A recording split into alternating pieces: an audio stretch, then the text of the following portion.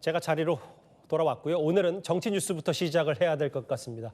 정치 토크 막차 타실 분들 지금부터 이거 보시면 됩니다. 이현정 위원, 박원석 전 의원 나와 있습니다. 어서 오십시오. 네, 안녕하세요. 어서 오십시오. 아까 저하고 같이 보셨는데 이재명 정부 초반 그리고 지금 2년 차밖에 안 됐는데 진보의 대표 스피커인 유시민 작가가 대놓고 작정한 듯 대통령을 직격하면서 파장이 만만치가 않습니다. 대통령의 선택이 필연적으로 실패할 것 같다고 됐는데요. 아마 오늘이 민주당 세력 간의 내전 그 정점을 찍은 날 같습니다. 소리 많이 지르고 요란하게 해서 멋있을지는 몰라도 그렇게 하면 저항 강도가 세지고 성과를 내기가 어렵죠. 그래서 사회개혁은 그래서 어렵습니다. 그래서 개혁은 매우 절차도 잘 지키고 또 실용성에 대한 설득도 필요하고. 지금 검찰개혁이 1년이 넘도록 안 이루어진 이유는 대통령이 수사기소의 완전 분리를 원하지 않기 때문에 이렇게 된 거예요. 저는 대통령이 매우 잘못된 판단을 하고 있고 본인에게도 해가 되고 나라에도 좋지 않은 방식으로 행동하고 있다고 보는데 저는 그 선택이 실패로 끝날 거라고 봐요. 야, 실패로 끝날 거라고 본다. 먼저 이현정 의원님. 네. 필연적 실패의 길 쭉 들으셨는데 이걸 유시민 작가의 진짜 누구 말대로 저주라고 봐야 되는지 아니면 충원, 걱정돼서 한 소리인지 어느 쪽이 맞다고 보세요? 충원을 저런 방식으로 하지는 않을 것 같습니다. 충원이라고 하는 것은 그래도 진정성을 담아서 정권이 성공하기를 바라는 것들이 이제 충원일 텐데요. 예. 오늘 유시민 작가의 발언은 사실상에 제가 볼 때는 좀 뭔가 서로 간의 정체성이 다르다. 당신과 나는 다르다. 그런 기시감이 들어요. 예전에 제가 취재를 할 때 노무현 대통령 말기에 이제 당시에 대연정 문제 나오고 등등 했을 때 굉장히 갈등이 심했지 않습니까? 그때 사실은 이 민주당에서 사실상 노무현 대통령과 거의 뭐 결별하다시피 했잖아요. 이제 그런 장면이 좀 기시감이 떠올라요. 결별에 대한 선전포고 같은 느낌이다. 그러니까 결국 오늘 유시민 씨 이야기는 지난번 증축론에 이어서 정권이 실패할 것이다라는 이야기를 했지 않습니까? 그러니까 그것은 사실상 이제 어떤 저주성 이야기인데 물론 뭐 야당이 이야기는 할 수 있을 겁니다. 근데 문제는 그 화자가 유시민 씨라는 이야기예요. 즉 유시민 씨는 지금 정청래 후보를 밀고 있고 또 친노 친문으로 알려진 이 구 세력들을 사실상 대표하는 스피커 역할을 하지 않습니까? 그러면 이들의 정서를 지금 대표적으로 이야기를 한 것인데 결국은 이재명, 즉 이재명 대통령의 어떤 실용주의와 국정 운영의 책임을 담보로 하는 그 세력과 그렇지 않다. 원래 이쪽은 우리 거였다. 이 구주류 세력들 간의 세력 다툼이 이제부터는 사실상 서로 돌아올 수 없는 그런 다리를 건너는 게 아닌가라는 그런 느낌을 지울 수 없습니다. 단어들이 세거든요. 참혹한 결과, 뭐 실패. 아까 나갔던 필연적 실패 근거 화면을 다시 부탁드릴게요. 박원석 의원님. 네. 그 실패 근거, 실패 전망의 근거를 뭐냐면 오랜만에 저 마키아벨리 군주론까지 나왔는데 욕먹을 일은 밑에 사람 시키는 거 아니냐. 대통령은 검찰개혁 원치 않는다. 이것 때문에 전통적 지지층이 등을 돌리니까 그러니까 실패할 거다. 저거 어떻게 받아들이세요? 근데 저는 전반적으로 유시민 그 작가의 화법이 너무 과장돼 있다고 생각을 하는데요. 과장이요? 그러니까 제도적 수준의 검찰 개혁은 한 95% 이상 완성이 됐습니다. 마지막 남은 보안수사권 쟁점이 있는데 이 문제에 대해서는 대통령이 거듭 수기를 당한테 요청을 했어요. 입법권은 국회가 있기 때문에 대통령이 그걸 이러라 저러라 할 수가 없습니다. 그러나 필요 최소한의 범위에서 남겨둬야 이게 경찰이 수사권을 독점함으로써 발생할 수 있는 폐해를 견제할 수 있다. 이 얘기를 일관성 있게 해왔거든요.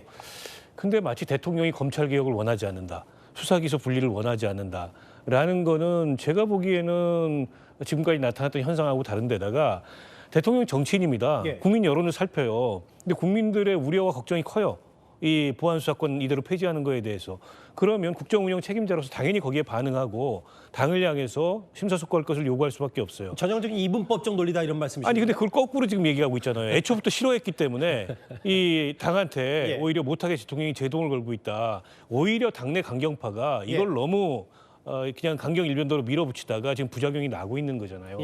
그리고 인사 문제도 그렇습니다. 대통령은 정치인이기 때문에 여당이 어떤 방향으로 운영됐으면 좋겠다는 자기 생각이 있습니다.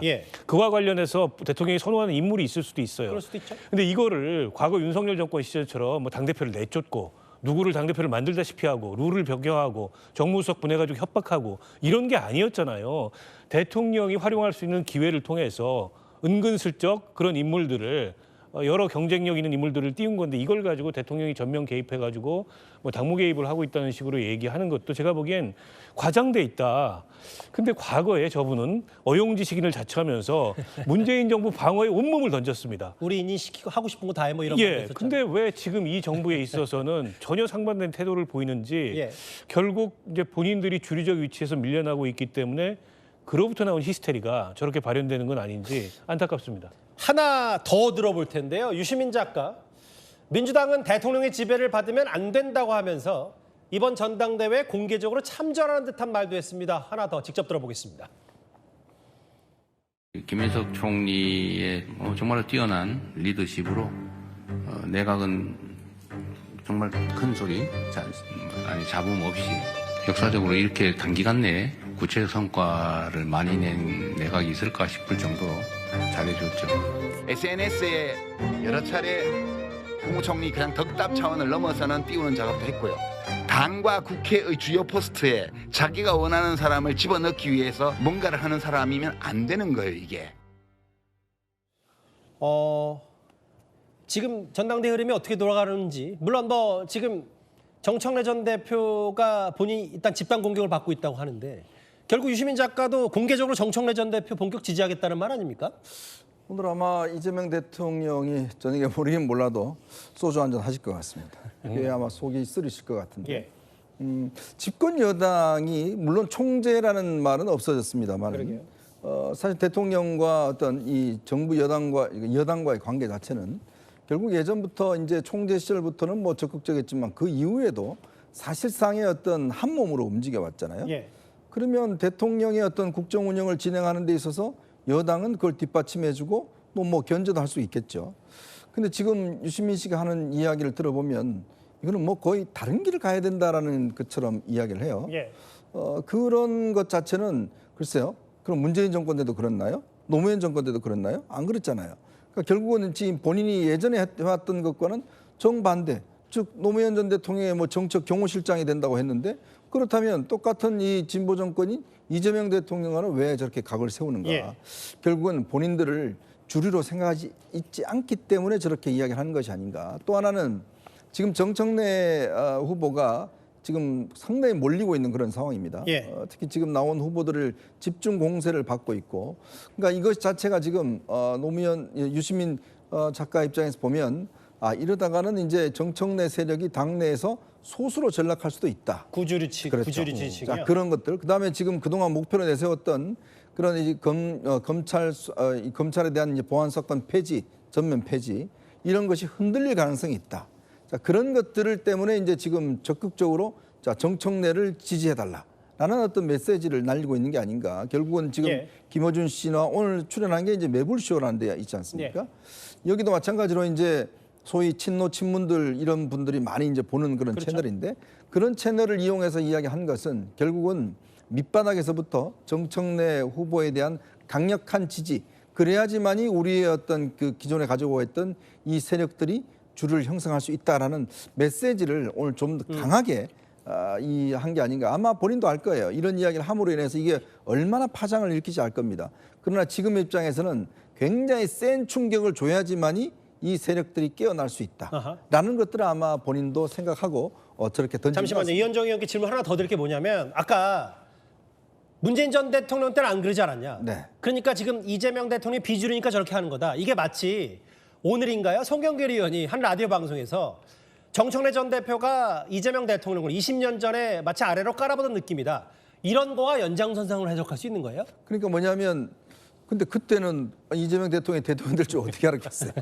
정청래 대표가 초선 시절에 당시에 정통들에서 그때 이제 이재명 대통령이 부대변인으로 이제 정계에 입문합니다.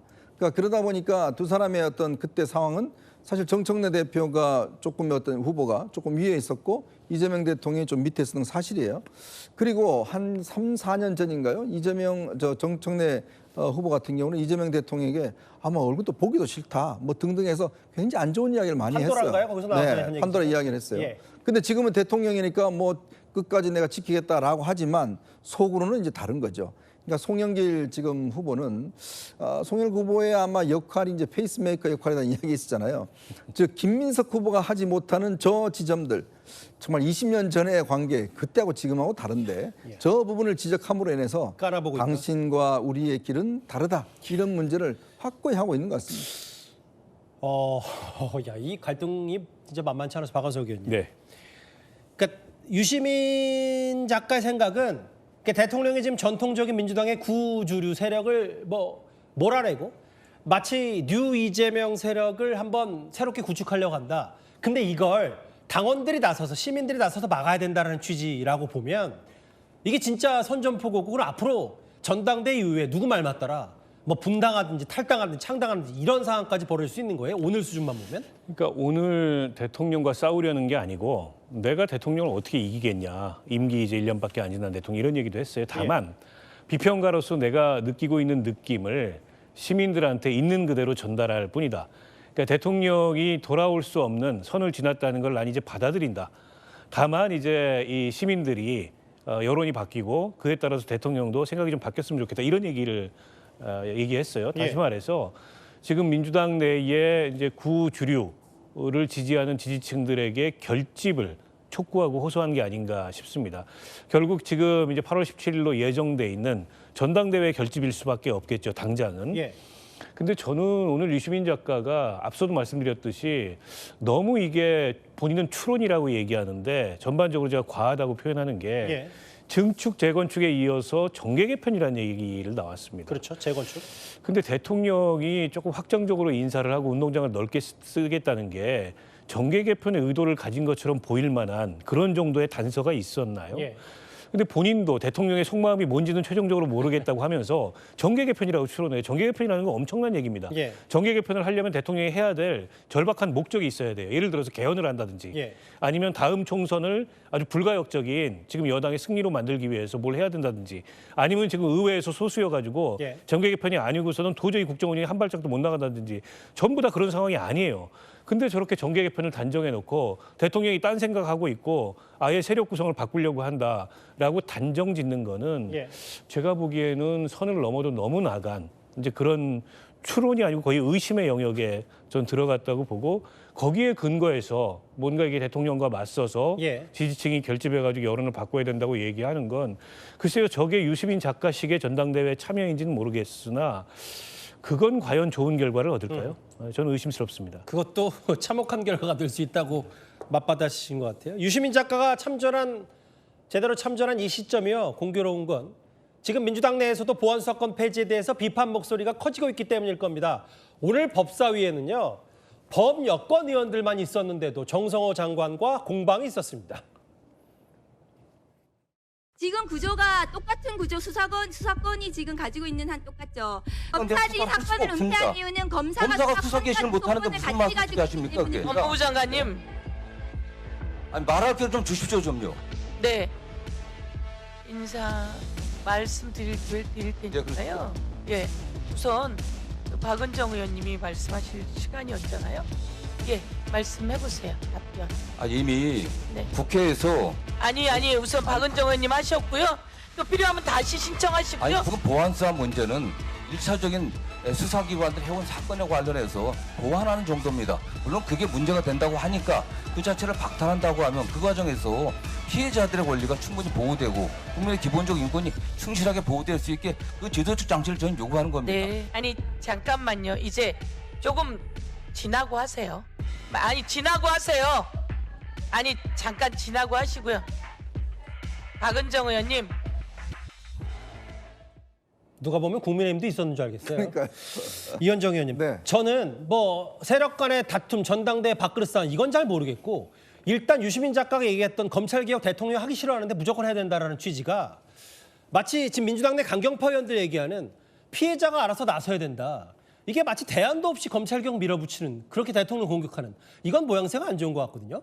그러니까 지금 박은정 의원이 그래야 했지 않습니까? 지금 검찰이 언론 플레이하고 있는 거다. 그다음에 또 김영민 의원도 이야기했잖아요. 피해자가 이제 나서라. 그리고 최강욱 전 의원 같은 경우는 언론에다 알려라 이렇게 이야기를 했어요. 자, 이렇게 지금 그동안 이 보안사건 폐지를 강하게 주장했던 이 3인이 그 대안으로 제시한 게 너무나 황당한 대안들을 제시를 했거든요. 이제 그러다 보니 그 정당성이 이제 상실했고, 저는 오늘 정성호 장관의 저 태도를 보면서 아, 정성호 장관이 달라졌구나라는 생각이 들었습니다. 아, 이제는 밀리지 않겠다. 네, 왜냐하면 정성호 장관이 그동안 뭐 어쩔 수 없다라는 듯이 이야기하고 야당 의원들한테 좀 도와주세요라고 이야기를 했잖아요. 근데 오늘은 정말 강하게 박은정 의원과 똑같이 싸우고 서영교 위원장한테 이야기할 기회를 달라고 이야기했지 않습니까? 저 태도는 아마 기존에 볼 수 없었던 정 장관의 행태인 것 같아요. 그 이야기는 최근에 사실 좀 친명계 유튜버들이라든지 그다음에 의원들이 이제 몇 명이 이제 입법도 하고 했는데 아마 전반적으로 이 공감대가 이제 형성돼 있지 않느냐. 즉 친명계 같은 경우는 자칫하면 보안사건을 완전 폐지했다가는 정권이 흔들릴 수 있다. 왜? 지금 이번에 일어났던 이 사건들이 연달아서 일어난다 그러면 국민들은 아마 이 정권에게 책임을 돌릴 것이다. 자, 이거 도저히 방치할 수 없다. 그것 때문에 아마 오늘 정성호 장관은 작심하고 저렇게 이야기를 한 것 같습니다. 알겠습니다. 글쎄요, 뭐 민주당 내에서 세력 간 다툼은 있을 수 있는데 결국은 중요한 건 보안사건이 전당대 이슈가 만약에 됐다면 이걸 시민들에게 납득할 만한 대안을 좀 내놔야 될 텐데요. 알겠습니다. 유명능계 두 분과 오늘 유시민 작가의 참전 파장이 큰 얘기 하나하나 짚어봤습니다. 말씀 고맙습니다.